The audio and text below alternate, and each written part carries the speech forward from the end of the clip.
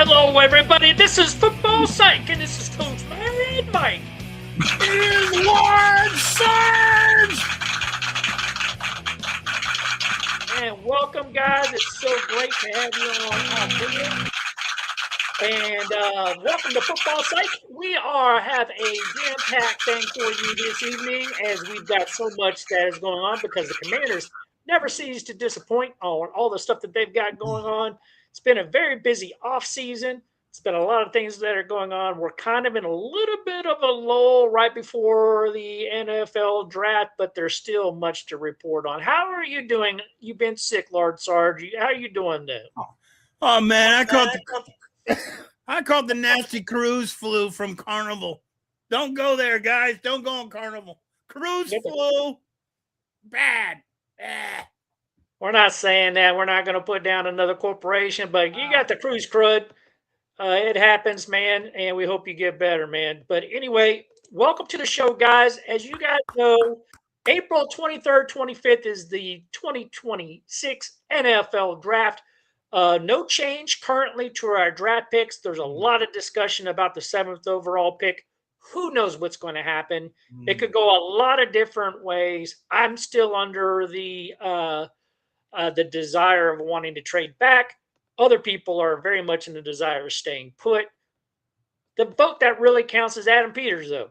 What Adam Peters decides to do with the pick is what's going to go with the pick. So, and we'll see what he decides. There is so much smoke screens, deception, kind of posturing that goes on this type of year. No one really tips their hand. As a matter of fact, if they lead you to believe a certain way, it's because they're trying to convince a lot of times another team that they're going to make a move and that they need to trade up if they want the guy that they're going to get.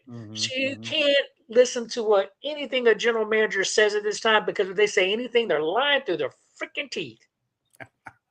It's just the way it is, man. I'm going to go back to what he said. Which his primary focus in the draft was going to be to get an edge. And I wouldn't be surprised if they do not get an edge. Yeah. Because they're saying that the primary thing is to get an edge is because he projects a couple of different edges to be there. So he's almost signaling the other teams, if you want one of these edges, you take them or I'm going to pick them. But he doesn't really want to pick them. Yeah. Listen, this football team, I told you guys for weeks now, we don't need edge rushers. We need outside linebackers. We are going to a 3-4, which means you do not need an edge rusher. That's not how this defense works. All right, so you say that, but that's really talking to like the 27 other 4-3 teams that are out there in the league who really use edge rushers. I will tell you one thing that I believe that's brilliant. If you're going to switch to a 3-4, do it when you don't have any edge rushers. And this team doesn't have any edge rushers, so it's the perfect time to do it.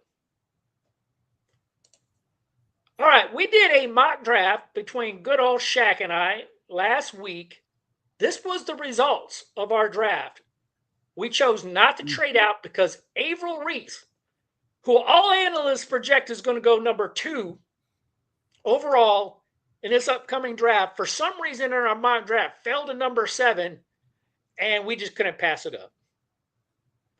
In many, many mock drafts, I have Connor Lew coming to us with the 3rd round draft pick as being there. He's currently rated to go somewhere between 70 and 85. At 71, where we pick, he'll be there. I want him. He is a starting caliber center out of Auburn, and I think could come in and beat Allegretti right out the gates. Oh, man, that would be amazing. That would be amazing. It was what we need. And then we have a 5th round pick, and we only did a draft for the first 5 rounds. I went with Taylon Green as quarterback because the guy just looks like a beast out of Arkansas and would fit what we do here in Washington because his playing style is a lot like Jaden Daniels as far as his skill set and everything. Now, and I am not a huge fan. I know majority of Commanders love Marcus Mariota. I'm not a Marcus Mariota fan. Mm. I don't like having really old backup quarterbacks. I would love to have a rookie backup quarterback like Taylor Green, even if he has to sit a year behind Marcus Mariota. But for him to be the ultimate replacement, because I want a guy young, that if something happens to Jaden Daniels, which there's a high probability that something will happen to Jaden Daniels, just like RG3, Oh yeah. then you got really a guy that's kind of like can come in, kind of like Kirk Cousins did, and become our franchise quarterback. I could see that with Taylor Green. Jeff is saying ESPN's got Green going to us too, and I agree with you. I agree with you there, Coach. I think bringing a guy in like Green and sitting him under a Mariota is a great idea because all that experience then gets like mind melded into. You know what I mean? It's a perfect scenario to bring a guy in like that. The problem that we're going to have is that means we're going to have to carry 3 quarterbacks because here's the deal. If we put Taylor Green on the practice squad and only carry 2, somebody else will steal him from us. So we will have to carry him on the active roster unless we bring him into camp and he can flat out beat Marcus Mariota, in which case we can send Marcus Mariota packing, maybe even trade him near the end of preseason. Oh. And keep Traylon Green if Traylon Green can beat him out. Otherwise, if we do pick this up, that means we're kind of committing to carrying a 3rd quarterback, which is not completely uncommon, but it's less than ideal. But might be necessary in a situation like this. I'm betting you watch film on this kid. Did you see enough in him that he could beat out Mariota? Yes, I do. Mariota obviously has the game experience at the NFL level. But I'm telling you, Taylor Green can make all the throws. There's some weaknesses. There's certain areas to his game and different stuff like that. There's a reason why he's not projected to go until the 5th round. But Kirk Cousins dropped to the 4th. Tom Brady dropped to the 6th. Like sometimes you can get guys that are in those later rounds that are like that, right? So a 5th round for Traylon is really around where he's going to go. Some say anywhere from the 5th to the 7th round. This guy's not going to be around in the 7th round. I don't think he'll be around in the 6th. As a matter of fact, he might go as early as the 4th. Whoa. But I am hoping that he falls to us to our 5th pick because I think he would fit perfectly here in Washington. And you think if we snuck him on the practice squad, someone would shank him off it, huh? Absolutely. Because once injuries start getting in, and if you get tape on this guy of what he looks like in preseason and he's hanging out there on the practice squad, there's going to be another team that's going to come along. It's going to be quarterback needy. There's going to be like, I'll take him. Yeah. And, that's what teams do. They shop off of everybody else's practice squad all the time. So, like, you do get a right to refusal if someone tries to shark you off of your practice squad, but you must match the active roster payday. So if you're paying, let's say, $315,000 on the practice squad, and he gets signed for 1.1 million, you can match the offer at 1.1 million to keep him on your practice squad. That's an expensive practice squad player. Oh boy. But you could do it. But you better have some deep pockets. It's rare to see it happen. Most teams would just let the guy go. But Coach, has there ever been? Can you get into a bidding war that way, Coach? It's not a bidding war. It's a match. Mm-hmm. So, and if you match, it's over. So yeah, if you match, you lock in your own player, but then he's locked in at that salary for the rest of the year, and you lock it out. And then the player gets locked on your practice squad. What if someone else comes along and says 1.2? No. He's locked at that point. Okay, so it's a one deal kind of thing. Yeah. To my knowledge, it's a lock. At that point, like you're locking the player in at that salary for the rest of the season. Jack says we did it with Sam. Did we? Okay, I believe him. I know that we've done it in the past. I know we've had some running backs in the past that we were looking at. I can't remember the guy's name, but we had a running back that was on our team one time that we did it to. We also did that with a linebacker one time. If you guys remember Foster back in the day, like we locked him out on the practice squad one time. So like it's rare that it happens, But if you really truly believe in a player and he's just like he's not ready for the 53, but you don't really want another team to steal him, you can do that. But man, it takes a lot from the owner. And here's the situation that I've seen. In every situation, that player's never worked out for our team. Really? So we've done that probably about 3 or 4 times that I've seen, and within a year or two, that player's not on our team anyway. So it's Wow. like, what did we lock in that money for, and what did we pay for? Yeah. Like it's a gamble, and I've never seen that go in our favor. So anyway, interesting bit of news. I think it works for other teams. Just never, you know how the Commanders are. Nothing ever falls in our favor. All right, so here is the mock draft challenge I'm going to give to everybody. If you give me your mock draft for the first round, I will show it on their show. That means you put together a slide, you use a mock draft predictor, you cut and paste it, you send it to me. There's my email address, sindel376@gmail.com. You can always go back and watch this video again and catch my email address. You send it to me. I'll put it into the slideshow brief and we will analyze it. We did this last year. We didn't open it to fans to put it in. We did our own football psych mock draft. Right. And I put it together. And man, we did really well. As a matter of fact, we did so well last year. I don't think there was another pundit on any other show that beat me. You beat them all. I beat them all. And we're going to do it again. I'm going to have mine again for this year.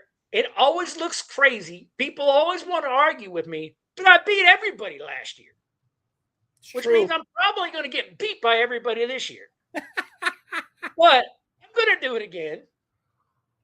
And if you want to participate and see if you can beat the pundits or you think you can beat me in what our mock draft's going to look like, you got to get into me before the show on the 20th, because you got between now and then. So you got 2 weeks to get your mock drafts in.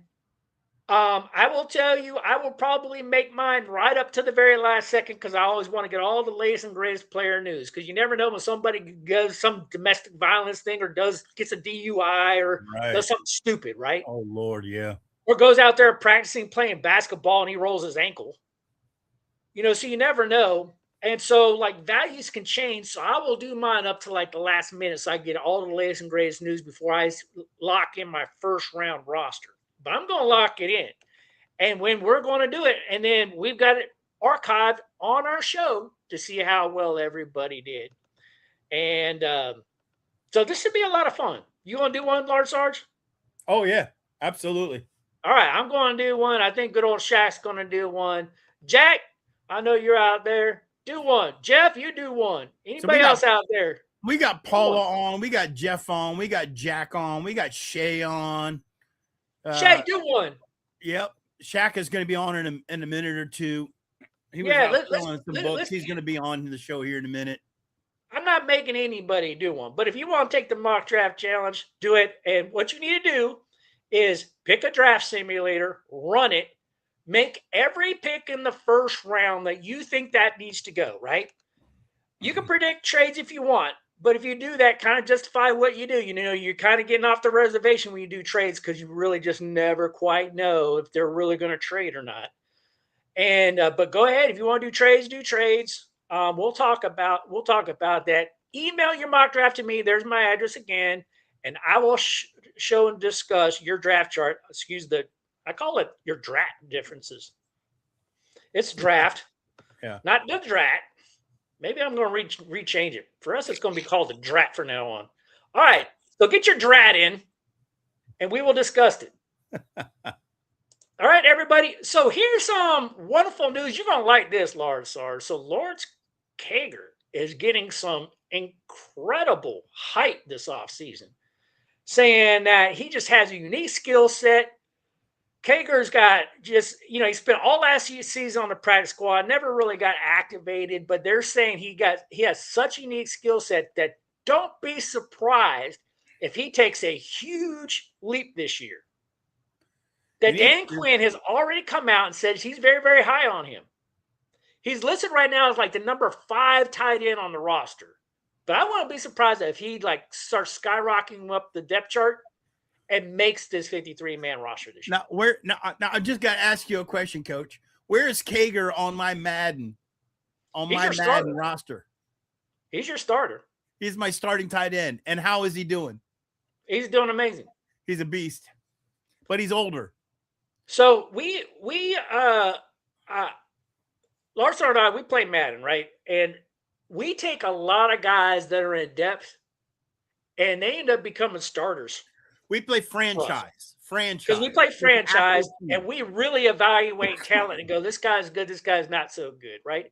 And it's just scary. It's scary sometimes when we make these really crazy decisions like Lawrence Cager's our guy. And then all of a sudden we'll play like we're in the second season in our little franchise kind of thing. And all of a sudden, months later, you'll get a news article like this that Dan Quinn's high on a guy that we saw all along.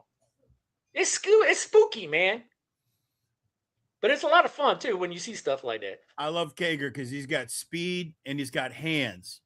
He's not that good of a blocker, but he can make cuts and he's a great receiver. And that's how I use him in Madden franchise. And he's been tearing it up. Tear it up. All right, here's another thing that we need to do. Like when it comes to Tyler Badass, I know that Dan Quinn, Adam Peters has been beat up all off season about making this center move. Yep. And is Nick Allegretti really the guy? I say no. People are out there saying yes. There's nothing to lead me to believe other than the 2 starts he had last season, and he graded out okay, that he's our starter. I don't believe that he is. So now he's kind of seen me walking back on that a little bit and says, well, there's going to be some other competition at the position too. We believe in Nick. He's hyping him up. A lot of people are talking Good Jones is probably a guy. I don't believe Good Jones has a shot at anything either. I believe our starting center, and I know it's crazy to say at this particular time, but I believe our starting center is not on this roster. It's that rookie. We're either going to get a rookie in the 3rd round, like I said, or we're still going to go out there and find somebody else out there on free agency. And there's still a few guys that are out there. Coach, we're not going to pay that money. We're not going to pay that kind of money. But I find it very, very hard to believe that Tyler Bidaz is the guy. Here's another crazy thing I ran across. Some people even believed that Brandon Coleman might even also be at play for competition. The guy 2 years ago as a rookie played left tackle and stunk it up. Last year, we moved him to left guard, and he kind of stunk it up and got benched to Chris Paul. So why not try him at center so he can stink it up there? But yeah, I've heard that too. I mean, you want to talk about a versatile player. You keep going. Next year, he'll play right guard, and year after that, he'll play right tackle. He'll have all 5 over the 5 years. So let me ask you a question. This John Keim dude. John Keim said, important to note, Quinn isn't involved in taking or making calls. What? See, so I don't know if John really knows what he's talking about because Adam Peters has already deflected and said that Dan Quinn is making calls on what players are being said is going to come in. Yeah, I mean, right? Seriously? I believe it's probably more by committee. I believe that he has Dan Quinn involved. I believe that he's going to have David Blau involved. Adam Peters is taking all those conversations. He's probably even hearing from Josh Harris, the owner. Mm-hmm. He's probably also listening to, unfortunately, Jaden Daniels and what he has to say. Yeah. But he's probably taking in, then he's probably listening to his scouting department. He's probably listening to his medical staff. He's listening to all of his coaches and all the stuff like this. He's taking in all this feedback, everybody's opinion, and he's trying to make an informed decision. But Adam Peters, at the end of the day, is responsible for the guy to write the contract. If someone else is brought in. Typically, on the field decisions are made by Dan Quinn on who starts.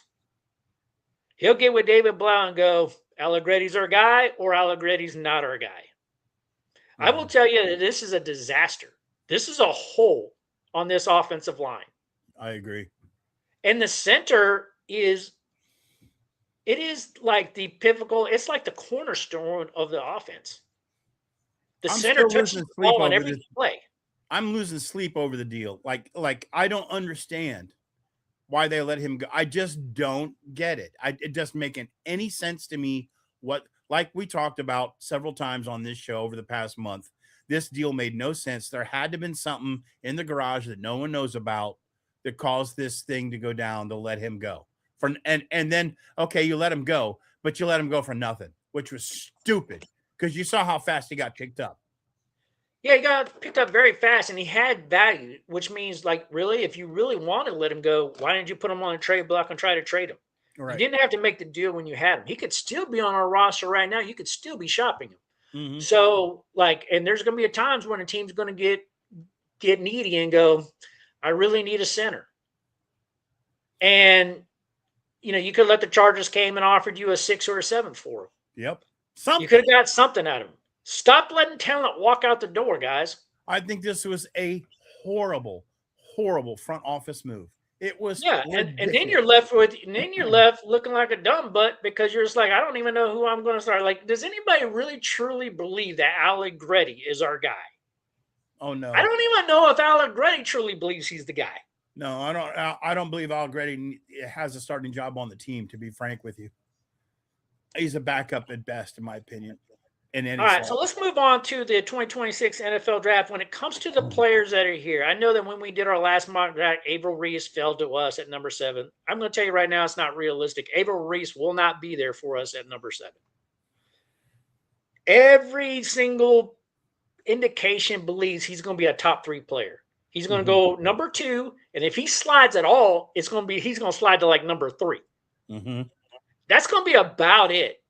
Averill Reese is going to come off the board in the first 3 picks, unless something crazy happens between now and the draft. Right. We all know Mendoza's going number 1, and we all pretty much know that Averill Reese is going number 2. The question happens at number 3.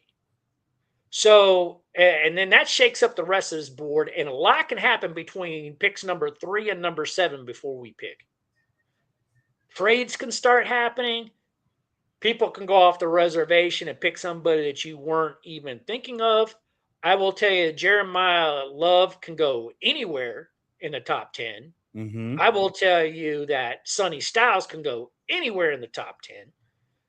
Like, those are 2 players right off the bat that people might reach for a little bit and go, like, I'm going to take him at number 3, number 4, or I'll take him at number 5. Like, those guys are probably top 5 picks. Yep.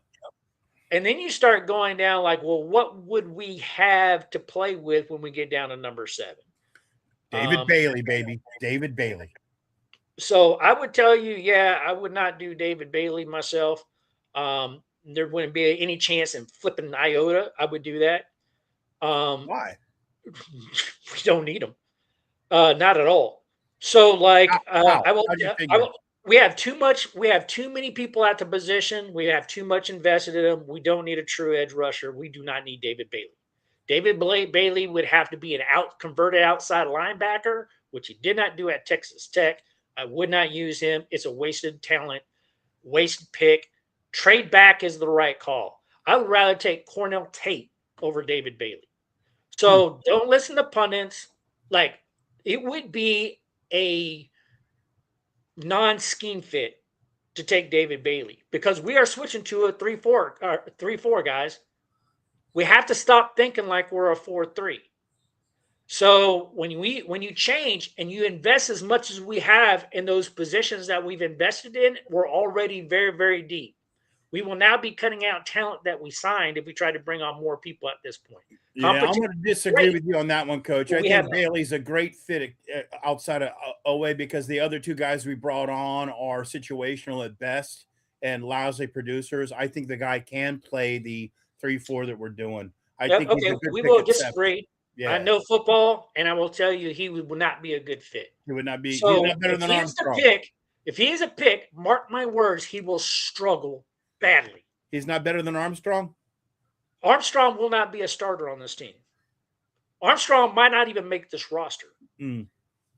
Like, but as far as Armstrong playing the position, Armstrong has a better chance of playing defensive, uh, more of the defensive end in the 3-4, but he's not big enough. Like he's going to have to put on weight and he's going to have to bulk up. I don't see Armstrong making it. Or you can say, oh, we'll make him lighten up, but there's nothing in Armstrong's game that shows they can get into pass coverage. So Armstrong's going to struggle. He's not going to do real well. I'd agree. David Bailey would be just like Armstrong in a way. I think he would struggle. Now, That's fair. if he's there, would we take him? Man, if we did, to me, I would say that's a miss. If we do that, that would be a miss. I would rather take Cornell Tate as a number 2 receiver over taking David Bailey. Because again, if you're going to commit to going to 3-4, you need to go all the way and commit to doing 3-4. So don't just half it. And if you half it, you're going to find yourself in trouble because you're going to have a lot of players that you're going to have to coach up that are not going to feel comfortable in the system. That's going to take a while to gel. And once you start losing early, you're not going to get it back. Some good points. All right, let's move on. So we've had a few minor roster updates. Foster Sorrell's assigned to this team. Timothy McKay is bought on right guard. Like this thing will move around. A lot of these positions will move around. As you can see right now, we currently do not have anybody behind Nick Allegretti. People are talking Julia Jones, Good Jones. Some people are talking Brandon Coleman. Brandon Coleman is also kind of considered the backup to Chris Paul at left guard. So Brandon Coleman, if he has a good offseason, might be a lock for depth just because he's going to be versatile enough. Kind of like when we re-signed Andrew Wiley, which I know you didn't like, Lord Sard, but he has a lot of experience. But yeah. He has a lot of experience across the line. So he makes sense for a quality backup guy. And his money is backup money. And so you have Andrew Wiley, you have Brandon Coleman. Those are 2 good backup pieces. We probably need more. I know we're kind of somewhat high on Trent Scott. I am losing my faith in Trent Scott a little bit, even though a lot of people fell in love with him. 2 years ago, he caught a pass for a touchdown when he was designated as a receiver. We're still in love with that one catch from 2 years ago. Yeah. He really hasn't done anything since then. Right. All right. Well, we got Shaq that's coming on. Let's get good old Shaq on the show. Hey. All right. We got to bring him on. Let me try to get to the 3-way over here. Let's get good old Shaq.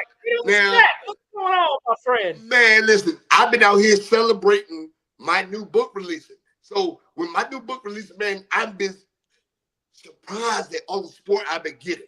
So, like, I've been ecstatic about that.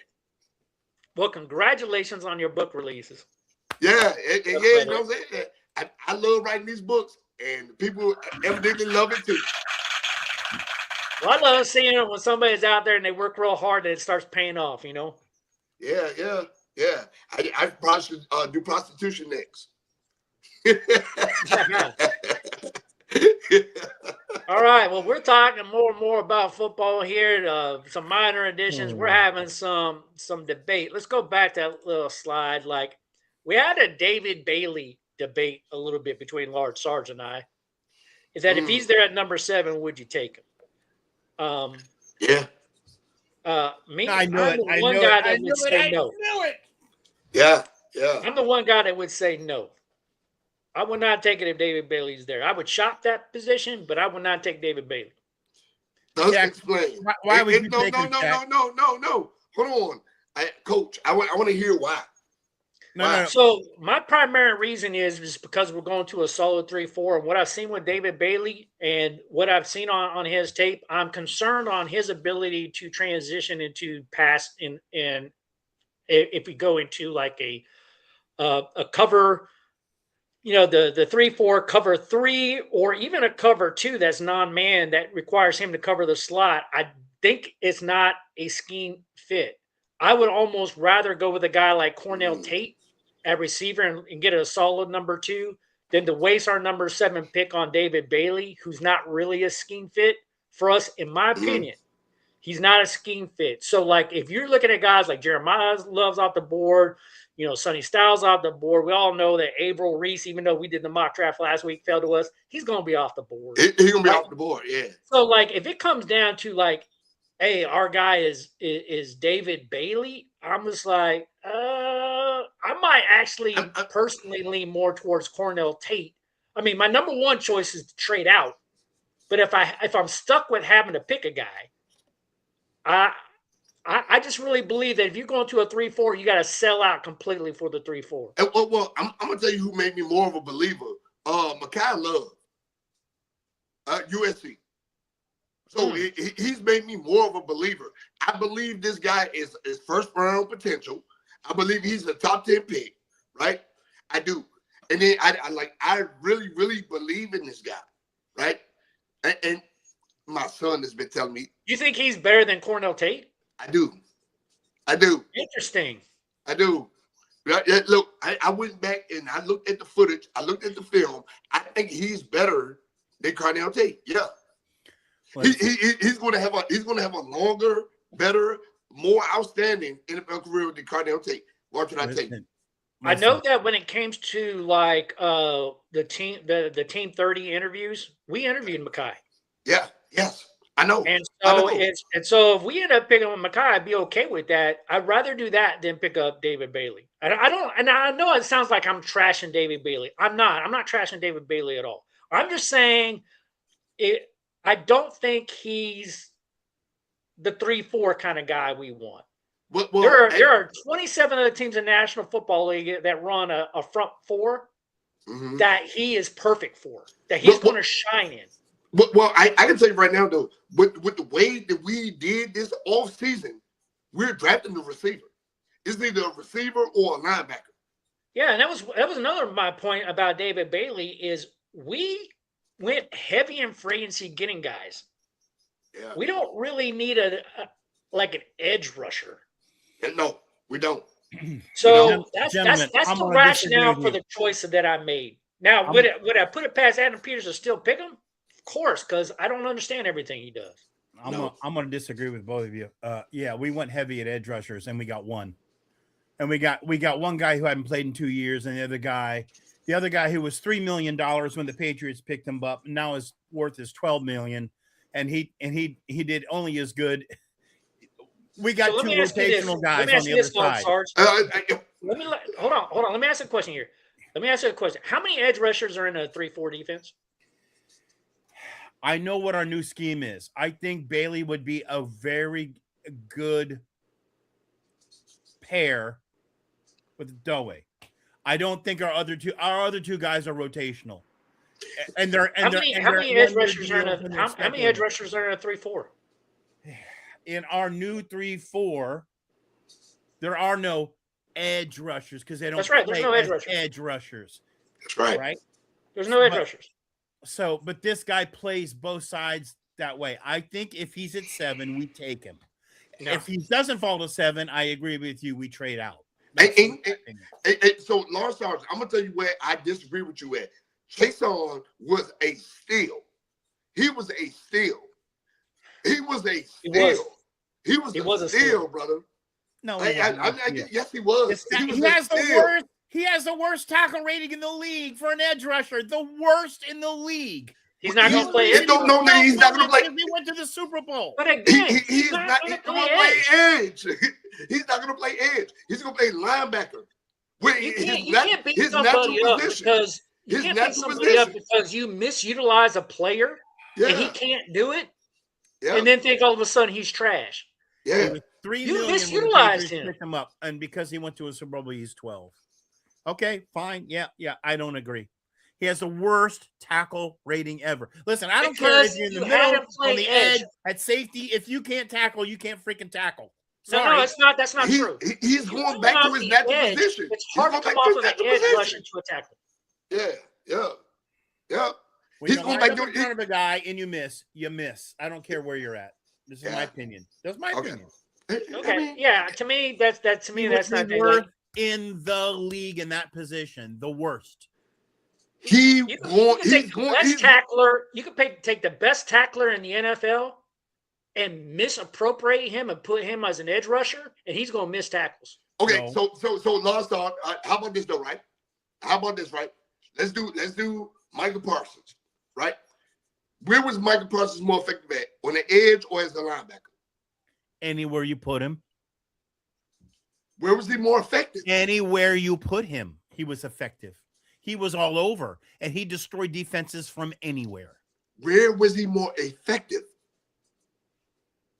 And isn't anywhere he was a threat. You tell me. Where was he not effective? Hey, so I'm gonna tell you right now, in the 3-4 defense, Michael Parsons was more effective playing outside linebacker. Okay. Yeah. So what he was drafted for. So okay. I'm just saying. But he's effective everywhere. He is. So is Chase on. And I'm telling you, he is the steal. We got a steal with this guy. Yeah, I'm very, very high on him. What I'm not high on is when in the first 3 rounds you only have one pick in the first and one pick in the third. Yeah. And you don't have a second round pick. Mm-hmm. I do not want to waste that pick on an edge rusher when this team does not need an edge rusher. Yeah. So that's my thing. It's not anything. It's not a gig on David Bailey.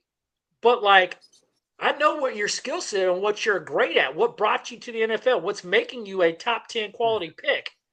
And it's not having you play in a 3-4. I want to know what his tackle rating is versus Chase On. Because Chase On can't tackle anything. But you got to have an apples. We're going to find out. We're going to find out. You got to have an apples comparison. Yeah. Because I'm telling you, you take the number one tackler in the NFL. Well, prior to last year, for the 2 previous years, it was Bobby Wagner. No, if you think you're going to put Bobby Wagner as an edge rusher and he's not going to miss tackles, we got the number one tackler. Been missing tackles all day long. We got the number one tackler at middle linebacker, Chanel. Great pick. Great signing. The number one guy in the NFL. We got it. If you do not think his missed tackle rating sucks. So I don't care where you're at. If you can't tackle, you suck. Listen, again, Bobby Wagner led the league in tackles for a long time. I'm telling you right now, if you put Bobby Wagner as an edge rusher, you don't think he's going to miss a buttload of tackles? Everybody will be screaming like, you're too old, you need to retire. He'll be like, dude, you put me in the wrong spot. That's right. Our defense is calling for an edge rusher. Our defense is calling for an outside linebacker in a 3-4. So you have to contain. If you can't tackle, you can't contain. Hey, Chase was a steal, man. He's a steal, man. It's a debate. It's a debate. So, personally, I'm hoping that Sonny Styles drops to us at number 7. Yes. Or we trade back. I've been saying that for months. If we have to pick, okay, Sonny Styles off the board. If we have to pick at number 7, Averill Reyes is gone. Sonny Styles is gone. This team's going to be itching if Jeremiah Love is still there. That's right. Yeah. But let's say even he's gone. Hey, I'm going to tell you right now. I say we go wide receiver. Yes, yeah. Mekhi Lemon or Carnell Tate, man. Or Carnell Tate. You right now, the way the defense has been going, the way our defense has been growing and showing, we're still bringing people in on the defense. Mekhi Lemon or Carnell Tate. I'm telling you.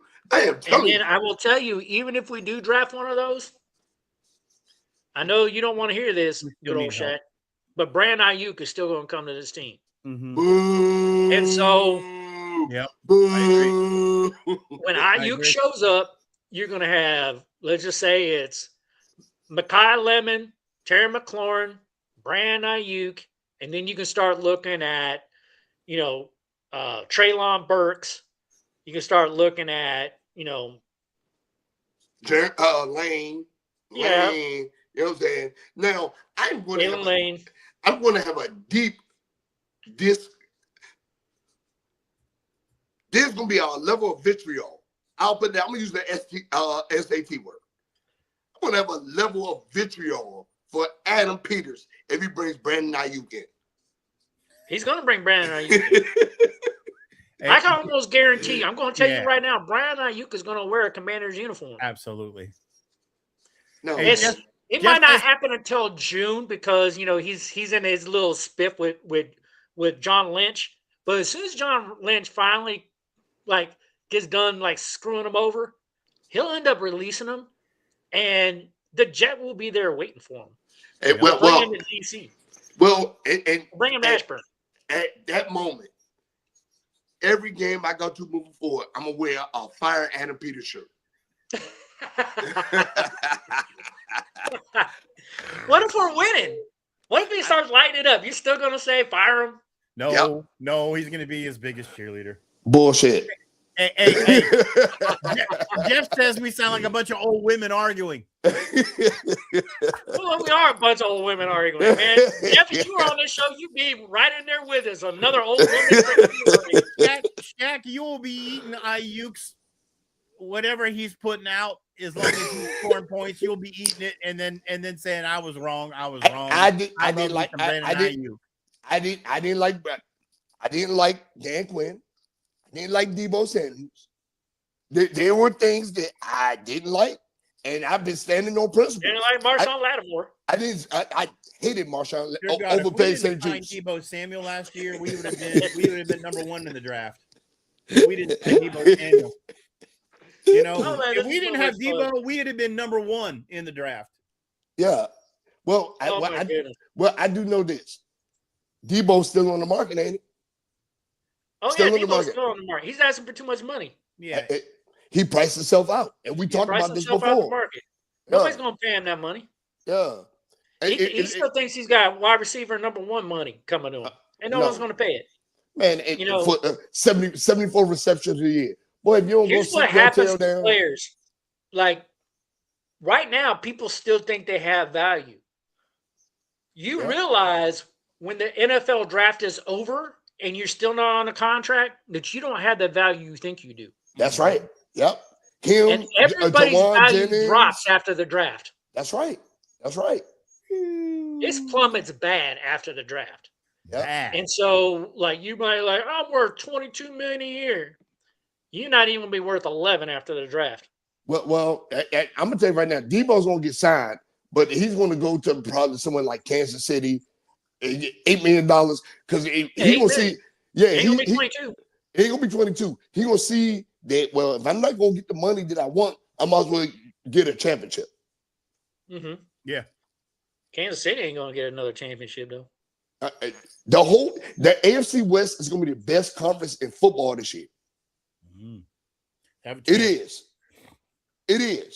The AFC West is going to be best. The Raiders have got significantly better. The Broncos are good. Kirk Cousins, baby. And the Chargers are insane, man. With another $157 million contract. Please put me in touch with his agent. I need his financial advice. I need his agent. He's got the greatest agent on the freaking planet. Listen, his Kirk Cousins has been robbing the NFL since 2012.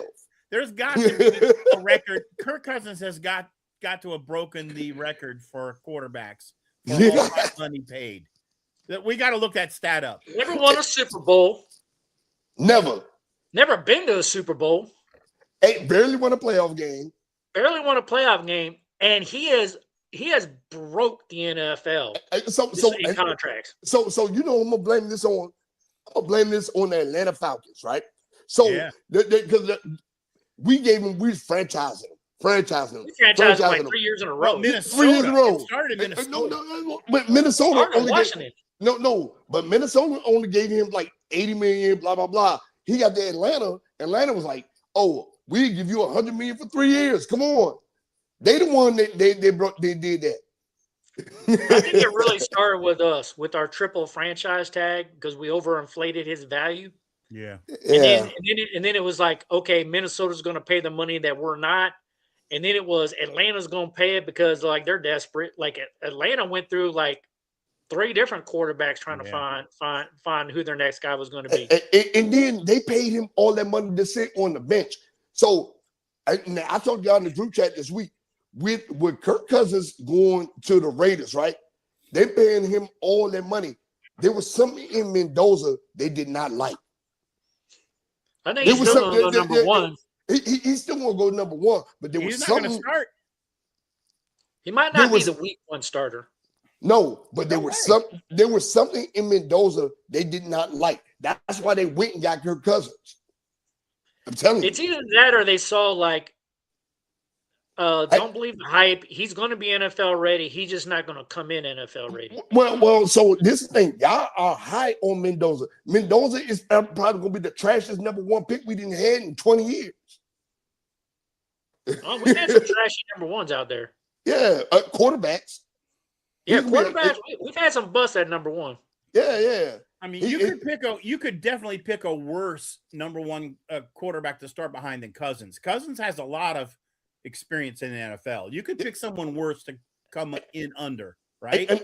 Yes. Now I'm gonna tell you the problem with him being a backup to somebody else is he's going to come in there thinking he's going to be your starter. That's right. Oh yeah. It's a controversy from the start. Yeah, and then not only that, I mean, the man has Ryan Leaf tendencies. Ryan Leaf, sir. Oh my God. Ryan Leaf, man. Ryan Leaf. Come on, man. You had to pull out Ryan Leaf, man. Can you imagine living the rest of your life if you were a guy like Ryan Leaf? Oh my God. As soon as you say Ryan Leaf, every dude on the planet is gonna be like, dude, you're not the Ryan. You're Ryan. What? The Ryan Leaf. Speaking of quarterback, though, Coach, I really love your pick in the draft for a QB for us. I really, really love that pick. Green. Yeah, Green. Yeah. I think we need to cement that because Shaq, Coach and I talked about it. What do you think the chances? Give me a 1 to 1 being 10%, 10 being 100%. What do you think the chances are that Jaden gets injured this year and misses at least one game? What? No. He's going to get injured. He's a tender man. He's a tender man. That sounds like a 10. Yeah. I'm also at 100% chance Jaden gets put out for at least one game this year. Well, no, 4. You're saying 4? I say at least one game. I'm gonna tell you why. 90% chance. I'm gonna tell you why. Because I don't believe in Blau movement and the offensive line. I don't. Not without a center. Not without a center. I don't believe in it. So we're going to see Jaden Daniels down at least 4 games this year. So everyone, Ebony, you're out there. Jeff is in. Everyone out there listening, put in the comments. Jeff's already said 90%. What do you think the chances are that Jaden Daniels will be injured and at least missed one game this year? Put it in the comments. We want to see. That's 100%. Yeah, 100%. Coach is 100. I'm 100. Shaq's 100. Yeah, 100%. I hate to say that, but like to miss one game is nothing really. And to me, he's definitely going to miss at least a game. The question is, how much time is he going to miss? 4 at the minimum. I think that was one of the reasons why we went and got Marcus Mariota back again, because it's like he's going to start. After 2 games. If Jaden misses 4, we're done. We're out of the playoffs. Which could be I didn't want Dan Quinn gone by game 6. You said by week 4. Well, week 4, but they're going to hold on as long as they can. I'm holding to that week 4 thing, man. Paul says 95% chance. I want him gone at the minimum, at the maximum game. Here's what I'm afraid of, Shaq, based on they're out, Quinn's out in 4 games. Yeah. We actually brought a real defensive coordinator in. Ebony's saying 80% chance. I think our defense is going to be at least 50% better. We're going to go from 32 to somewhere in the middle, like the number 15, number 16 this year in defense stats, which will give us more wins than that, which will give Quinn some more leash. That's just my prediction. What do you think, Coach? I think if we go out and get another safety, we go out and get another quality corner. If we draft a guy like Sonny Styles, this is a top 10 defense. Yeah. It could be. But if we don't get those kind of pieces, if we just roll with what we've got right now, I would agree with you, Large Sarge. But we still have time for this defense to even get better than what we've already done. And we got Styles and Chanot in the middle. Oh my God. And, that's an automatic top 10 to me. And we might even still bring a guy like Bobby Wagner back. Might still Bobby bring in. Wagner's in talks with the Cowboys. I know he's in talk with the Cowboys, but he hasn't signed yet. Yeah. Oh man. Yeah, he's in talks with the Cowboys. And man. And I hate to see him go there too, because he does tackle well. Yeah. We just know, like, hey, in certain situations, we could throw over his head. Yeah. Throw it to anybody he's covering. Yep. Because if he's going to try to cover Chig, forget it. I'm going to light up Chig all day long. Yeah. And he'd be a great rotational guy in the middle for us. No. Bobby Wagner, the dude was a top 5 tackler last year. Like we cannot discount Bobby Wagner for his skill, God-given talent. Yeah. I mean, and there's still a chance we bring him back. And he's healthy. But there's also, I guess my real point I'm trying to do to kind of say that again is it only takes 2 or 3 more little pieces here, and there's guys out on the street, and we haven't even done the draft yet. Yep. That we could even make this defense scary. I'm talking about top 10 level. If Durante Jones knows what to do, but the team's got to gel in this 3-4. If executed right, if they don't try to be cute with it and go like, hey, I'm going to run the 4 nickel, or I'm going to go do a little Tampa 2, and I'm going to do all kind of crazy crap. If you stick to like the real hybrid 3-4 kind of system that we have, that like the true Brian Flores type of system that they run. Yeah. And you get the last little pieces and everybody comes together, this could be a scary defense. So this is my issue. This is my issue with that, coach. Right? I firmly believe that Durante Jones and Dan Quinn are going to clash 2 different kinds of defense. They're going to clash. It's 2 different kinds of defense. They're going to clash. Here's my only counterpoint. I disagree with you, Shaq. Mike, Coach Mad Mike hit on this 3 weeks ago. Yep. Mm-hmm. Dan Quinn already tried this style of defense out and was and he found that, and that's why he went out and got him, because he saw something. Listen. Yeah, so there's a few plays that we ran last year that was in this 3-4 hybrid kind of situation, and one was against the Dallas Cowboys. Yep. And I showed that play on the show. And in that play, we ended up getting a safety on Dak Prescott by pressuring him in that system along the goal line. And it freaking worked masterfully. But we didn't really have the pieces. But last year. And Coach and Lawrence Sarge, we going to have to agree to disagree, right? Dan Quinn sucks at the 3-4. Remember, and I'm gonna tell you. Let me tell you a game where he ran the 3-4 a lot. In that Green Bay game when they got their head beat off and they scored 40 points on them in the playoffs. Shaq. That's when he ran the 3-4 most of the game. Shaq. That's true. but we also didn't have the people necessarily. But in the few plays that we did when we were putting pressure situations and he was trying to play with the right personnel that he had, he saw that it could work. Yep. And now this team is being built to that. Yeah. It's now not a that 3-4 Shaq. It's not a 3-4. This is not a 3-4. That's a misnomer. Okay, talk to me. This is not a misnomer. These outside linebackers are not fingers in the ground linebackers. They're stand-up. It's very different. Sir, that's 3-4 defense. That's 3-4. That's 3-4 defense. I understand. But they play tight most of the time. So a lot of times it looks like a 5-2. Yeah, yeah. But it's really it's a 3-4 that looks sometimes like a 5-2, but it's really I call it a 3-4 hybrid. It's a hybrid. It's a 3-4 because a lot of times hybrid. it does kind of look like a 5-2. And I'm gonna tell you, it's gonna be a lot of bear coverage as well. So it's gonna be a lot of bear coverage. Yeah. So I understand. I understand this, and I understand right now. I feel like Dan Quinn defense with this system, Dan Quinn defense would have worked better. There's gonna be a lot of bumpy heads between him and Durante Jones. Watch what I tell you.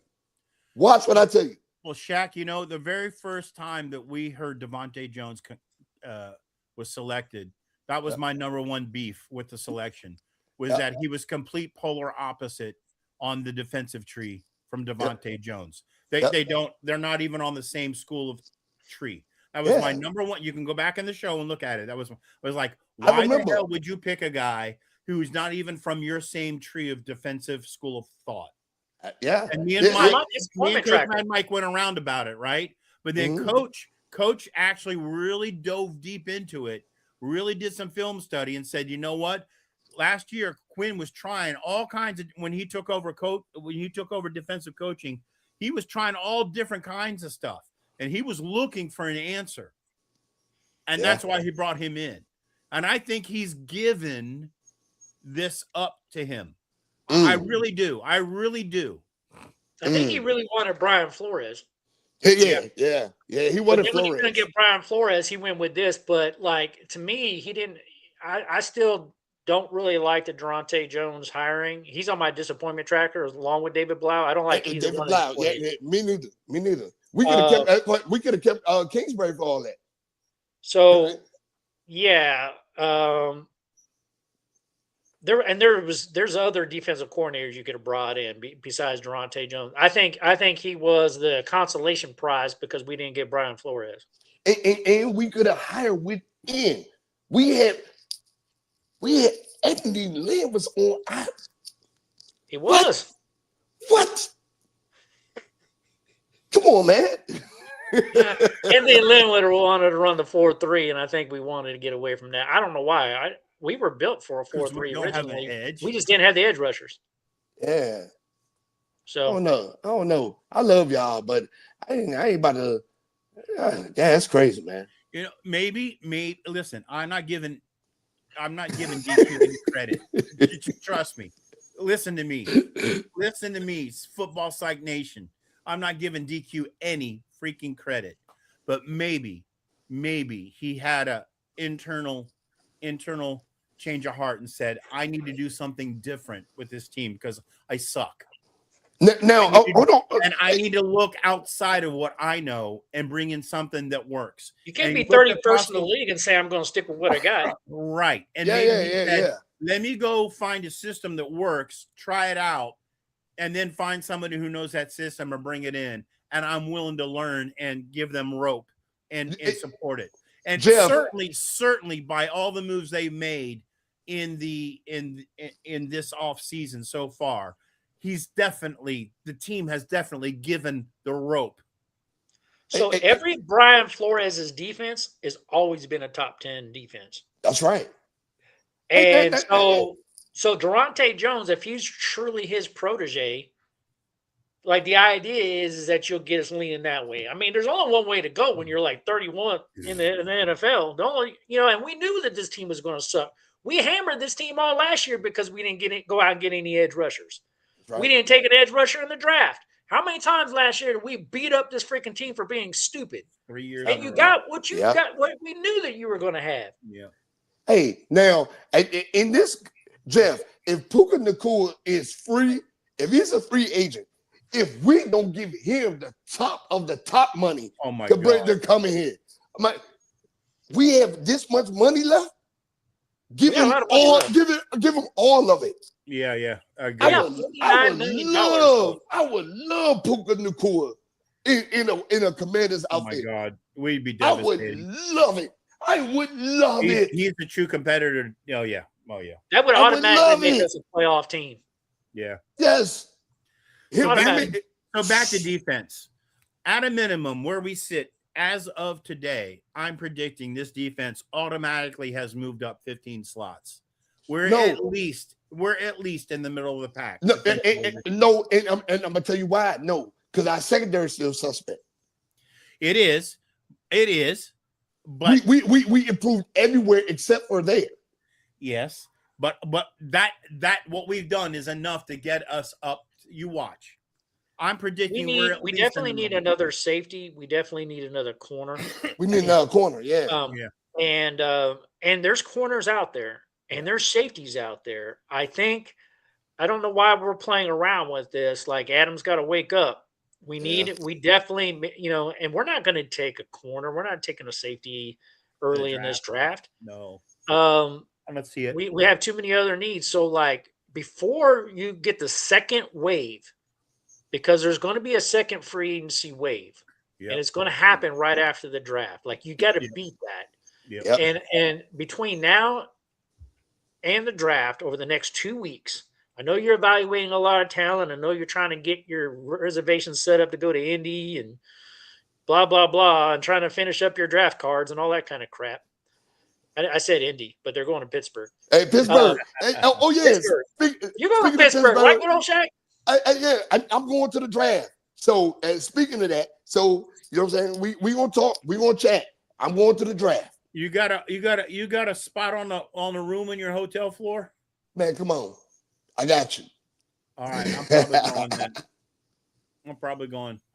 You gonna go with good old Shaq? I'm probably going. I'm not going. Because I can drive to Pittsburgh. Yeah, it's right up the street. I will probably try to live stream it and have like NFL Network going in the background with everybody else. Make sure y'all watch this show. We're gonna try to do it. I'll try to bring good old Shaq. I'll try to bring you on there, Large Sarge. We'll probably try to live stream while we're watching the picks. We did a little bit kind of like a live stream, kind of pre-recording last year when we were was it last year or the year before when we were in it was last year. It was last year. Hey, Coach, Paul was asking if you can mention the mock draft info again. Yeah, sure. So I'll go back to it real quick. All right, mock draft challenge. Let's go over this again. I'm looking for everybody to pull out a draft simulator. You can Google it and make every pick of the first round. Every pick. You can make predicted trades if you like. Just justify those trades, but go ahead and kind of do your mock draft for the first round. Send in your mock draft, your first round mock draft. Take a screenshot, do what you may do of the overall results of your first round of picks and email them. There's my email address on the screen at sentinel376@gmail.com. You send it to me. I will put it in a presentation on the 20 April live stream show. We will go over these mock drafts and we will talk and discuss everybody's mock draft. All right. I will do one. Just again, for everybody's record, I beat the socks off of everybody. Every pundit that was out there. Nobody beat me on my first round mock draft. Which means I'm going to come in last place this year. Boo. I'm going to beat you this year. Yeah, okay. I tore everybody up last year. You did. You did. And a lot of people thought I was crazy on my picks. But man, we did. But you actually beat every paid analyst on TV. You did. Yeah. You beat every single one of them. And a whole lot of people still owe me their salaries. I was flabbergasted. Yeah. Lord Sarge, you're going to do one. Go Shaq, you're going to do one. Paula, since you're asking, you need to do one. Jeff, Jack, Shay, all you guys need to do one. Yep. All of y'all who are quiet out there that are not chatting in, chat in on the comment section. Ebony, get one in. Mom, everyone, come on. Dave. Mom, get one in. All right, go ahead and do it and get it in. You get it in before the 20th April live stream. I will put it in the brief and we will all kind of talk about it. And look, that's going to be fun. All right, everybody get the information? You can go back and watch the video if you need to get my email address again. And we'll do that. I'm going to press forward. Get back to the D. So we are running a 3-4. I call it a 3-4 hybrid. Yeah. We do not need edge rushers. We need guys on the outside that can play outside linebacker and be able to play tight in 5-2 modes because we're going to run some of that. I've already heard discussions that this competition for outside linebacker is deep and it's going to be insane. Yep. Chase on. Menu, Wise, Drake Jackson, Jean Baptiste, Dorrance Armstrong, away. I mean, there's a couple of these guys that look like they're already locked in. Dorrance Armstrong, Jean Baptiste. Some of these guys are going to struggle to make this roster. I'm going to tell you right now, and hear me clearly, right? I'm going to tell you right now, we dealt with the shenanigans for the last couple of years. Frankie Luvu is on the watch. We dealt with the shenanigans for the last couple of years. We don't have to do it this year.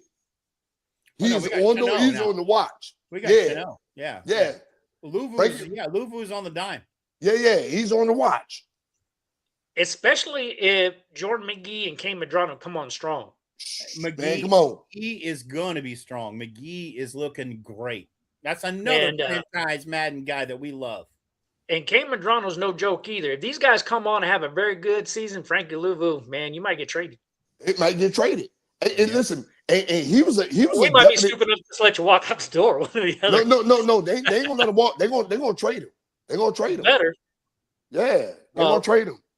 Especially you go out and get a guy like Sonny Styles. Might suck, but I mean, we got to go with the best players possible. I'm telling you, middle of the pack defense at least this year. Frankie Luvu could also get pushed to the outside, but the outside there's a lot of competition out there. Right, there's a lot of competition. There's a lot. It is. And we also got to know, like, when you're looking at guys like Kinlaw and Settle being defensive ends, Johnny Newton's going to have to be a guy. He could probably play all along the line. Johnny Newton's not making this roster. You don't think he's going to make the roster? No. What? Whoa. No. What are you talking about, man? No, man. I'm Revelation. Hey, we got Kinlaw in there. We got Tim Settle Jr. in there. Like, hey, I love Tim Settle being back. And we got Deron Payne in there. Making the roster. He is not making the roster, man. No, I think practice squad. No, he ain't gonna be in practice squad.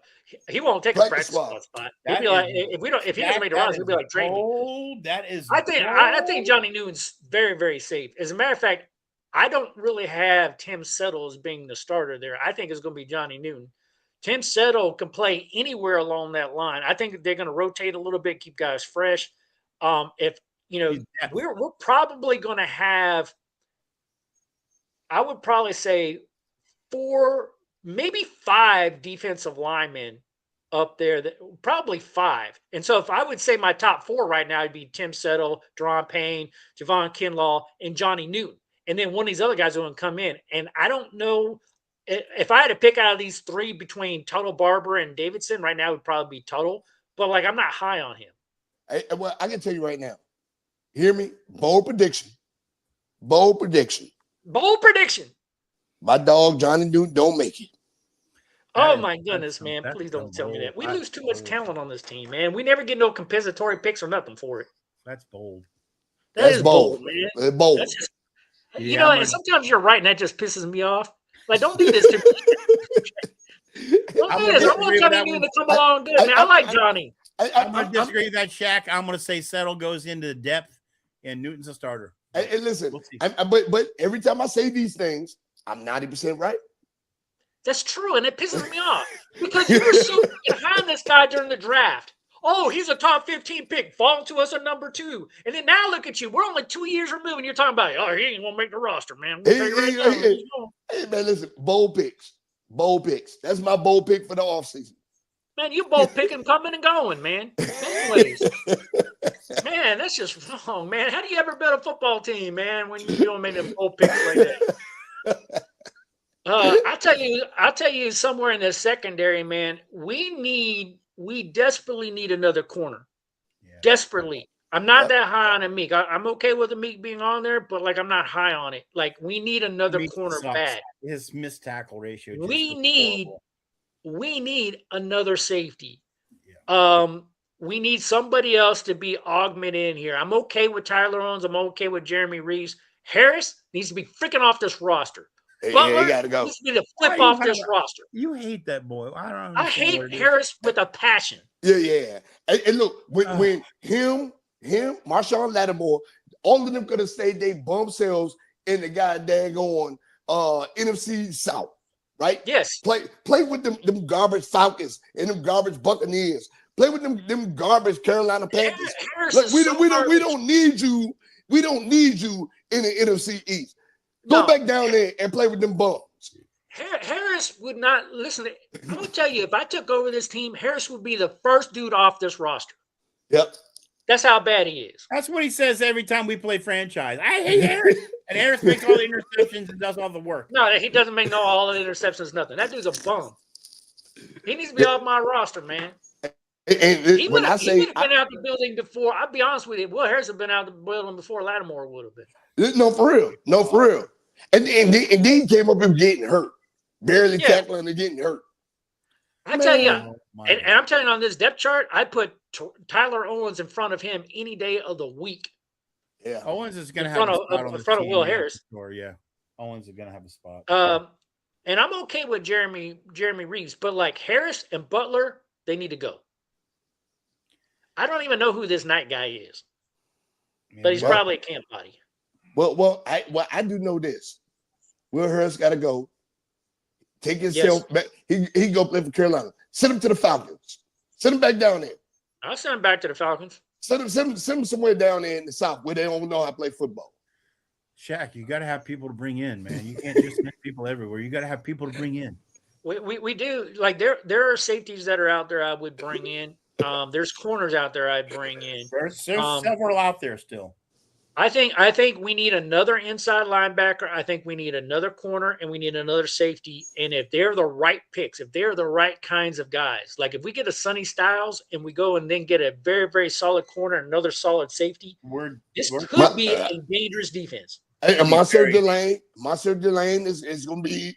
Oh, Monsieur Delane would be absolutely outstanding. Yep. As a matter of fact, he probably would beat out one of our other corners for the starting job. He would. Hey, we can have. Shaq, why ain't he already here, Shaq? Because we have to draft him. We have to draft him. Yeah. Oh, he's in the draft. Yeah. He's in the draft. Yeah. And but we would have to trade back to get him. Like I wouldn't take him at number 7. No. If we trade back to like 11, 12, 13, and he's still there, that's where we would pick him back. He's going to be a top 10 pick. He's top 10 pick. Now he's a top 10 pick. Yeah, he's going to be a top 10 pick. Please don't get him at number 7. I would cringe bad. You got him at number. Sonny Styles, Jeremiah Love, Carnell Tate. There you have it. Yeah, it's probably one of those. Or trade back. I'm still a fan of trading back and picking up more picks. Daily. Because, again, I want to be able to go in the second and third round and pick up another corner, pick up another safety, pick up another linebacker, pick up a wide receiver, pick up there's still some pieces there. Pick up a center. We get depth if we trade back. We get depth. Even if we're not the best of the best, we get players.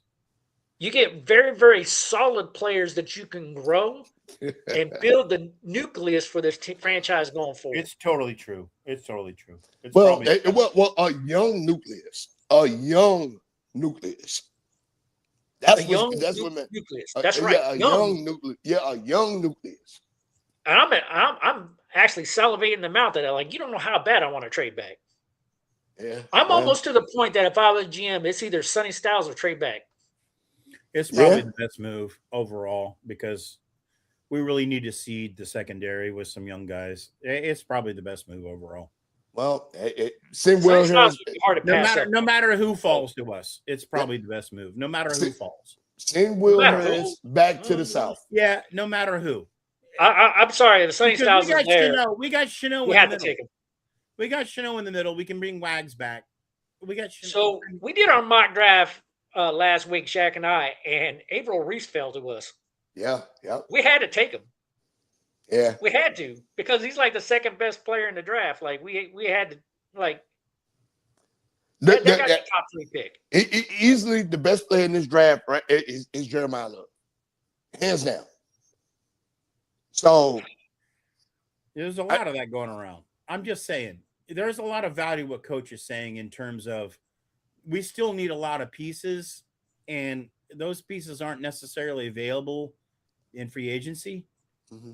We need young talent in the draft, and the only way we get to that talent is by trading out of our position. The second and third round offers a lot of good talent that we could exercise to fill those holes. I mean, it's a gut call, right? It's a gut call. I like this Logi Saji tonight. Logi Saji making some sense. I know, because he's sick and he's not drunk. So, like, we gotta keep him sick and sober. What my mama talking about? Is that your cure to try to get over your flu? Your cruise crud? I'm trying to kill it. I'm trying to cleanse it. Kill the cruise crud. Cleanse it with isopropyl. Hey, well, fellas, that's another thing. I'm leaving to go on another cruise at the end of the month. Man, when are you not on a cruise, man? How do you You better earn a watch living? out. How do you earn a living? I need to do what you do. Listen, He writes write 100 book- books. yeah, right. You got to write books. You got, you know what I'm saying? Monetize. You got to do your thing. Man, That's it. You gotta run your thing. man, Yeah. So, my cruise all right, was guys. free- Well, that's where I got for that. So, special teams, we don't need to say nothing about that. Our cap situation, that's what it is. Like, I kind of cleaned this up a little bit. We are now at 75 players on our active roster, right? So we only have 15 open slots right now for the 90-man roster. We should go try out. You go to make it. You're gonna try out. We can get Lord Sargent to try out for center. I got my pad. Lord Sargent beat out Allegretti. Hey, I cut down some weight, man. I lost 30 pounds. I'm down to 315. God, I'm right in that perfect weight. What does Allegretti weigh? Allegretti weighs about that, right? Not as much as me. I got that panda bear belly. Hey, I'm about to say, but Allegretti is like 6'3".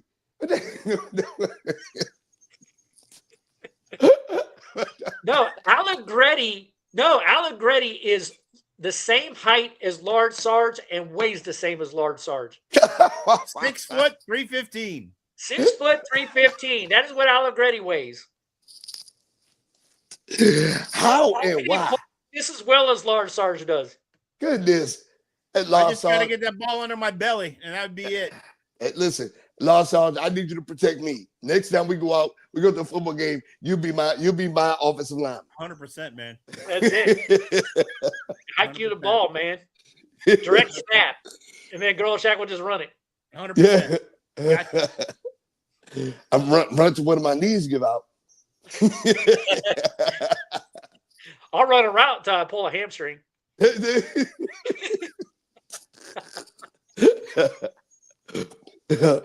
Oh man. We might all make it a series. Yeah. One play. One play. That's it. One play. One play. One play. One play. Yeah, one play and call the cart with a defib and a highlight tank. Defib. Like, oh my God, he's having a stroke. Oh my gosh. Bring the paddles out there, man. Yeah, bring the paddles. I'd do it though. I would do it in a heartbeat, man. Yeah. The guy runs out on the field. He leaves the stretcher behind. He's just running out with the defibrillator.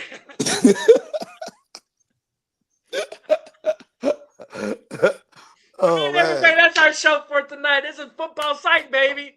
Man, this was a lot of fun. And we are out of here.